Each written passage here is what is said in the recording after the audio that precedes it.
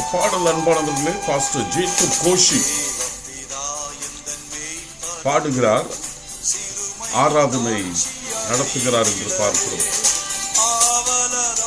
இது ஒரு நல்ல உதாரணம், எப்படி பழைய பாடல்களை சபை ஆராதனையில் எப்படி உற்சாகமாக பாடுகிறார்கள் என்று.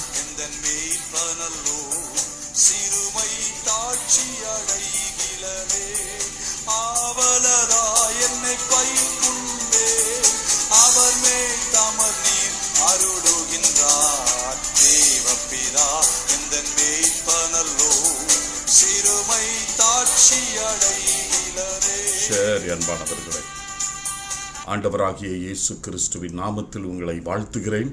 இன்றைக்கு அப்போஸ்தலர் 25வது அதிகாரம் 13 இருந்து 27 வரையில் நாம் பார்க்க போகிறோம். அப்போஸ்தலர் 25வது அதிகாரம் 13 இருந்து 27 வரையில் அகிரிப்பா ராஜா அன்பானவர்களே பெஸ்டுவை சந்திக்கும்படி வருகிறார். சந்திக்க வந்த இடத்துல பெஸ்டு அகிரிப்பா ராஜாவிடம் பவுலை குறித்து விளக்குகிறார். எப்படி பவுல் சிறைச்சாலையில் இருக்கிறார் என்று, பவுல் எப்படி ராயரிடம் விசாரிக்கப்பட வேண்டும் என்று வேண்டிக் கொண்டார் என்று. பிறகு ஃபெஸ்டு சொல்லுகிறாரு எப்படி பவுலுடைய பெரிய கருத்து வேறுபாடு என்னவென்றால் உயிர்த்தெழுதலை நம்புவதனால் இது ஒரு மதம் சம்பந்தப்பட்டது என்று. அடுத்த நாள் அன்பானவர்களே அகிரிப்பா ராஜா சொல்லுகிறாரு, நான் பவுலை சந்திக்கணும் என்று. அப்போது பவுலும் அவருடைய அகிரிப்பாவும் அவருடைய சகோதரி பெர்னிக்காவும் மிக ஆடம்பரத்தோடு பவுலை விசாரிக்கும்படி வருகிறார்கள். 23வது வசனம் சொல்லுகிறது. பெஸ்டு பிறகு எல்லா கூடியிருக்கிற கூட்டத்துக்கு முன்பதாக பவுலை குறித்து கொஞ்சம் சொல்லுகிறார். எப்படி யூதர்கள் பவுல் சாகடிக்கப்பட வேண்டும் என்று பிரயாசப்படுகிறார்கள் என்று. 24வது வசனம், அவரோ அதாவது பெஸ்டுவோ பவுலில் எந்த குற்றமும் காணப்படவில்லை என்று விளக்குகிறார். 25வது வசனம். பெஸ்டு இப்பொழுது அன்பானவர்களே அகிரிப்பா விசாரித்த பிறகு என்ன எழுத வேண்டும் என்று அவர் யோசிக்கிறார். அதாவது இதுவரையில் எந்த குற்றச்சாட்டும் இவருக்கு விரோதமாக எழுதுவதற்கு எனக்கு இல்லை, எழுதி ராயர்கிடம் அனுப்புவதற்கு. ஆனால் ஒருவேளை இந்த விசாரணைக்கு பிறகு ஏதாவது ஒரு குற்றச்சாட்டை குறித்து எழுத முடியுமா என்று ஃபெஸ்டு முயற்சி செய்கிறார். அதை தான் 26வது வசனம் 27வது வசனம் குறிப்பிடுகிறது. ஒரு சில நபர்களை பார்ப்போம் அன்பானவர்களே. அகிரிப்பா ராஜா ஏரோது, ஹேரட் த கிரேட் என்று சொல்லுவாங்க, அவருடைய பேரன். ஹேரட் த கிரேட் யார் என்றால், இயேசு கிறிஸ்துவின் பிறக்கும் பொழுது இந்த சாஸ்திரிகள், வானசாஸ்திரிகள் அவரை சந்திக்க வந்தார்கள். அவர் இன்னொரு ராஜா பிறந்து விட்டாரா என்று குழந்தைகளை சாகடிக்கும் என்று முயற்சி செய்தார் பார்த்தீங்களா, அவர் தான் இந்த ஏரோது ராஜா. அந்த ஏரோது ராஜாவுடைய கிரேட் கிராண்ட் சன் தான் இந்த அகிரிப்பா, ஹேரட் அகிரிப்பா. ஹேரட் அகிரிப்பாவுடைய தகப்பன் யோவான் சீஷனுடைய சகோதரனாகிய ஜேம்ஸ், யாக்கோபை கொன்னவர்.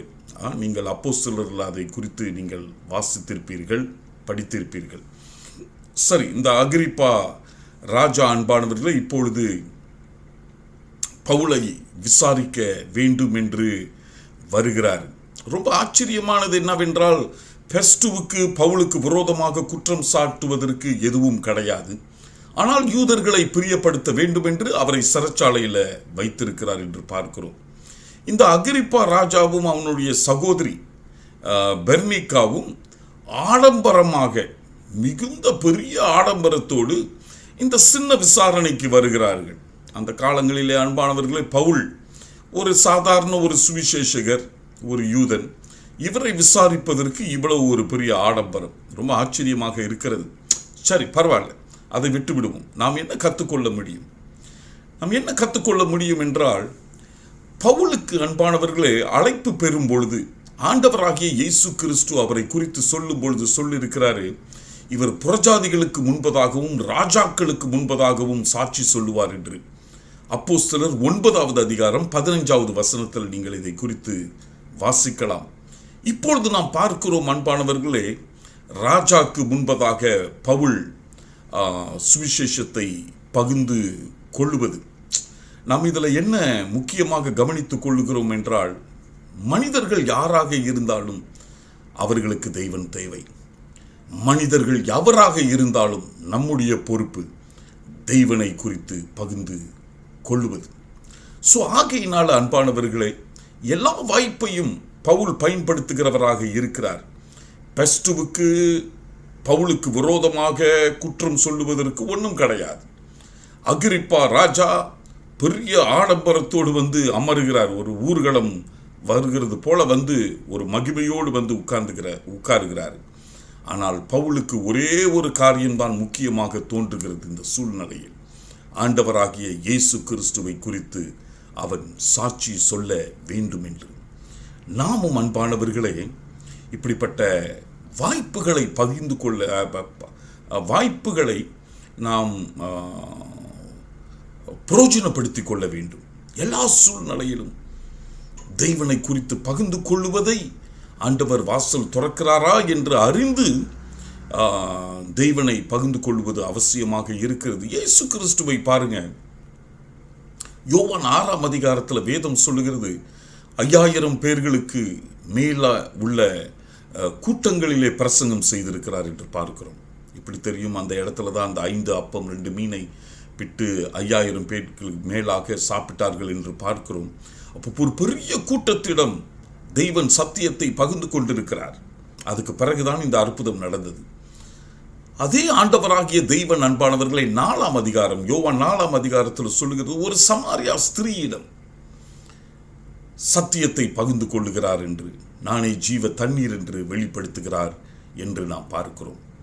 ஆகையினால அன்பானவர்களே, ஒருவராக இருந்தாலும் சரி, 1000 பேராக இருந்தாலும் சரி, சமுதாயத்தில் பெரியவர்களாக இருக்கலாம், சமுதாயத்தில் ஒதுக்கப்பட்டவர்களாக இருக்கலாம், நம்முடைய கடமை எல்லாம் எல்லா மனிதருக்கும் ரட்சிப்பு தேவை.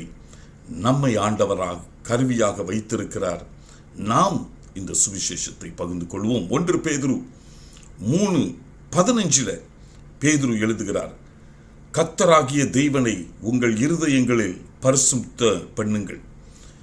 உங்களுக்கு இருக்கிற நம்பிக்கையை குறித்து உங்களிடத்தில் விசாரித்து கேட்கிற யாவருக்கும் சாந்தத்தோடும் வணக்கத்தோடும் உத்தரவு சொல்ல எப்பொழுதும் ஆயத்தமாயிருங்கள்.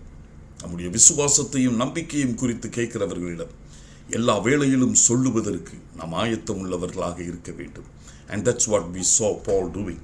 இந்த வசனங்களை தொடர்ந்து வாசியுங்கள் அன்பானவர்களை. கொலோசியர் 4:6, நீதிமொழிகள் 15:28, நீதிமொழிகள் 10:32, நீதிமொழிகள் 15:2. ஆண்டவர் உங்களை ஆசீர்வதிப்பாராக. நம் அனைவரையும் ஆசீர்வதித்து நடத்துவாராக.